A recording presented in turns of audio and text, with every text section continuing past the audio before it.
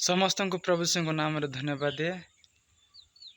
प्रभु एक सुंदर अवकाश देते यही शुभ सकाल ईश्वर भाग्य आपण सम्मुख आणवा निमंते एवं ईश्वर भाग्य आलोचना करने निमंते मु गोटे कथा कहवा चाहे मो प्रिय भाई भणी माने आमे माने निज चर्च रो विश्वास मान को देखिबा, निज गाँव लोक मान को देखिबा, यही जगतर लोक मान को देखिबा से माने क्रिस्टियन हेबा सप्ते से माने ईश्वर ठारू विमुख ईश्वर ठारू दूरे चली जाउछंती। कहीं से मानक सम्मुख ईश्वर देखा जाऊ नाहांती। से मानकटारे एक बड़ विश्वास नाही। तेणुक से माने ईश्वर ठारू बैकस्लाइड जीवन काटुछंती। ईश्वर ठारू से माने पृथक हो जाउछंती।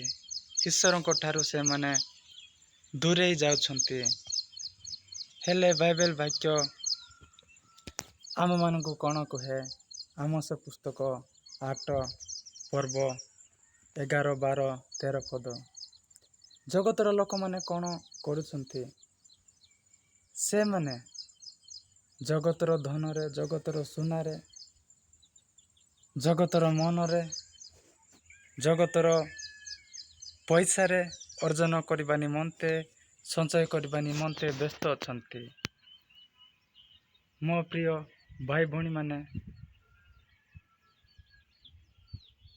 आमे माने जानिबा दिने एपरी आसीबाकू जाउछि जहा मु आपण मान को कहि सारी अछि। आम पुस्तक 8, 11, 12, 13 कौन सी वस्त्र पिंधिबार दुर्भिक्ष नुहे, कौन सी खाद्य खाइबार दुर्भिक्ष नुहे। एपरी समय आसुछि जहाँकि ईश्वरंकर वाक्य शुणिबार दुर्भिक्ष दिने आसीबाकू जाउछि। जहाँकि इंग्राजी रे आमे कहू फिमाइन बोले दुर्भिक्ष। एपरी दुर्भिक्ष आसीबो कि ईश्वरंकर वाक्य शुणिबार दुर्भिक्ष आसीबो। एही समुद्र पतन ठारो आउ से पार दे आमे माने से पतन को जाई मध्य ईश्वरंकर वाक्य खोजिले मध्य पाई पारिबा नाही। अनेक जुबागण कजु कजु कजु कजु अनेक पूर्व पश्चिम उत्तर दक्षिण पर्यंत ईश्वरंकर वाक्य खोजिले मध्य पाई पारिबे नाही। से माने बुलु बुलु कजु कजु कजु कुदा तृषारे से माने मूर्छापन हो जिवे। कारण आम मानकर सम्मुख ईश्वरंकर वाक्य संचय करिवार यथेष्ट समय अच्छे प्रभु आम मान को देइछंती। तेणुकर एबे ही ईश्वरंकर वाक्य को खोजिबा। दिने आसीबो ईश्वरंकर वाक्य खोजिबार समय आम मान को सम्मुख नथिबो। समय ताउ ताउ आमे माने सुधरी जिबा। समय ताउ ताउ सुधरी जान्तु मो युवा युवती भाई भणी माने।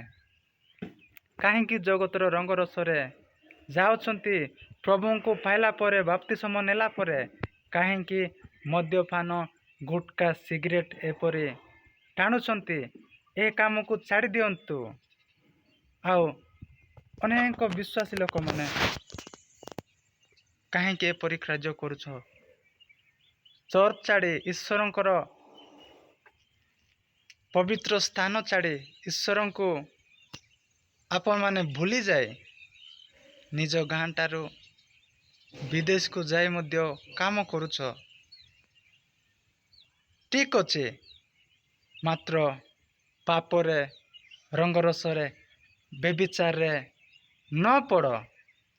ईश्वर को मने पकाई कि ईश्वर ध्यान रखंतु, ईश्वर को भय करंतु। जो जगार गले मध्य आपण माने बेविचारे न पड़ंतु, आपण माने जगतर रंगरसरे न पड़ंतु। ईश्वरंकर वाक्य को भय करंतु। कारण कहीं जदि आंबे माने एही दिन मानकर प्रस्तुत हेबा नाही, दिने आसुछि ईश्वरंकर वाक्य शुणिबार दुर्भिक्ष।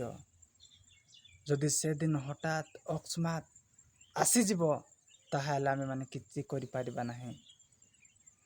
ସମୟ ଥାଉ ଥାଉ ଯଦି ଆମେମାନେ ପ୍ରସ୍ତୁତ ହେବା ନାହିଁ, ଯଦି ମୁଁ ଆପଣମାନଙ୍କୁ ଗୋଟିଏ ଏକ୍ଜାମ୍ପଲ୍ ଦେଇକି ଆପଣମାନଙ୍କୁ କହୁଛି, ଯଦି ଆମେମାନେ ନିଜ ଗ୍ରାମଠାରୁ ବିଦେଶକୁ ଯାତ୍ରା କରୁଛୁ ଟ୍ରେନ୍ ମାଧ୍ୟମରେ କିମ୍ବା ଏରୋପ୍ଲେନ୍ ମାଧ୍ୟମରେ, ତାହେଲେ ସମୟ ପୂର୍ବରୁ ହିଁ ସେ ସ୍ଥାନରେ ପହଞ୍ଚିବାକୁ ପଡ଼ିବ। ଯଦି ଆମେମାନେ ସମୟ ପୂର୍ବରୁ ପହଞ୍ଚିବା ନାହିଁ ତାହେଲେ ଆମେମାନେ ସେହି ଟ୍ରେନ୍ ଏରୋପ୍ଲେନ୍ କ୍ୟାଚ୍ କରିପାରିବା ନାହିଁ। ଯେଉଁ ସ୍ଥାନକୁ ଆମମାନଙ୍କର ଯିବାର ଥିଲା, ଯେଉଁ ଲକ୍ଷ୍ୟ ସ୍ଥଳକୁ ଯିବାର ଥିଲା, ତାହା ଆମେମାନେ କେବେ ହେଲେ ସଫଳ କରିପାରିବା ନାହିଁ। ପ୍ରିୟମାନେ, ସେହି ପ୍ରକାର ସମୟ ଥାଉ ଥାଉ ଯଦି ଈଶ୍ୱରଙ୍କର ଭାଗ୍ୟକୁ ସଂଗ୍ରହ କରିବା ନାହିଁ ତାହେଲେ ଦିନେ ଈଶ୍ୱରଙ୍କର ଭାଗ୍ୟ ଯେତେ ଖୋଜିଲେ ମଧ୍ୟ ପାଇପାରିବା ନାହିଁ। ଏବେ ସମୟ ଅଛି ଈଶ୍ୱରଙ୍କ ଭାଗ୍ୟ ଖୋଜିବା ନିମନ୍ତେ, ଈଶ୍ୱରଙ୍କର ଭାଗ୍ୟ ଶୁଣିବା ନିମନ୍ତେ। ପ୍ରଭୁ ଅନେକ ମିଟିଂ ମାଧ୍ୟମରେ, ଅନେକ ସଭା ମାଧ୍ୟମରେ, ପ୍ରଭୁଙ୍କ ମହାନ ଦାସମାନଙ୍କ ମୁଖ ଜରିଆରେ ପ୍ରଭୁ ଆଜି ଆମମାନଙ୍କୁ କଥା କହୁଛନ୍ତି। ଆଜି ଏହି ଦିନମାନଙ୍କରେ ପ୍ରସ୍ତୁତ କରୁଛନ୍ତି, ସୁଧୁରି ଯିବା, ଅନେକ ମିଟିଂ ଯିବା, ଈଶ୍ୱରଙ୍କ ଭାଗ୍ୟ ଶୁଣିବା ନିମନ୍ତେ ପ୍ରଭୁଙ୍କର ଦାସମାନଙ୍କ ସହିତ ପରାମର୍ଶ ହୋଇ ତାହାଙ୍କ ମୁଖରୁ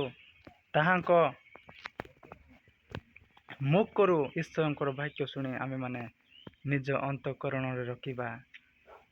ତେଣୁକରି ଅନେକ ଭାଇ ଭଉଣୀମାନେ ଅନେକ ପାପରେ ପ୍ରେମରେ ବନ୍ଧା ନ ଯାଆନ୍ତୁ, ଏହା ଈଶ୍ୱର ଚାହୁଁଛନ୍ତି। ଯଦି ଆମେମାନେ ପାପରେ ଅନେକ ବନ୍ଧା ହେବା, ଜଗତର ମାୟା, ଜଗତର ପ୍ରେମରେ ବନ୍ଧା ହେବା, ତାହେଲେ ଆମେମାନେ ଈଶ୍ୱରଙ୍କ ରାଜ୍ୟ ନିକଟକୁ ଯାଇପାରିବା ନାହିଁ। ଯେଉଁମାନେ ପାପରେ ଅଛନ୍ତି, ଯେଉଁମାନେ 2 ଜଣ 3 ଜଣ ଏପରି ଗାର୍ଲଫ୍ରେଣ୍ଡମାନଙ୍କୁ ରଖି ଜାଗତିକ ରଙ୍ଗରସ ଜୀବନ କାଟୁଛନ୍ତି, ଆଜି ପ୍ରସ୍ତୁତ ହୋଇଯାଆନ୍ତୁ। ଆଜି ଈଶ୍ୱରଙ୍କ ନିକଟକୁ ଫେରି ଆସନ୍ତୁ। ସମୟ ଅଛି ଆପଣମାନଙ୍କ ନିମନ୍ତେ ଈଶ୍ୱରଙ୍କର ଭାଗ୍ୟ ସଂଗ୍ରହ କରିବା ନିମନ୍ତେ। ତେଣୁକରି ଫେରି ଆସନ୍ତୁ। ଦିନେ ଆସିବ ଈଶ୍ୱରଙ୍କର ଭାଗ୍ୟ ଶୁଣିବାର ଦୁର୍ଭିକ୍ଷ। କୌଣସି ବସ୍ତ୍ର ପିନ୍ଧିବାର, ଖାଦ୍ୟ ଖାଇବାର ଏପରି ଦୁର୍ଭିକ୍ଷ ନୁହେଁ, ମାତ୍ର ଈଶ୍ୱରଙ୍କର ଭାଗ୍ୟ ଶୁଣିବାର ଦୁର୍ଭିକ୍ଷ ଆସିବ। ମୋ ପ୍ରିୟ ୟୁଥ୍ ଭାଇ ଭଉଣୀମାନେ, ଆପଣମାନଙ୍କୁ ମୁଁ ସଚେତନ ଦେବାକୁ ଚାହେଁ। ଈଶ୍ୱରଙ୍କର ବାକ୍ୟ ଯାହା କହୁଛି ତାହା ମାନି ଯାଆନ୍ତୁ। ଈଶ୍ୱରଙ୍କ ନିକଟକୁ ଫେରି ଆସନ୍ତୁ।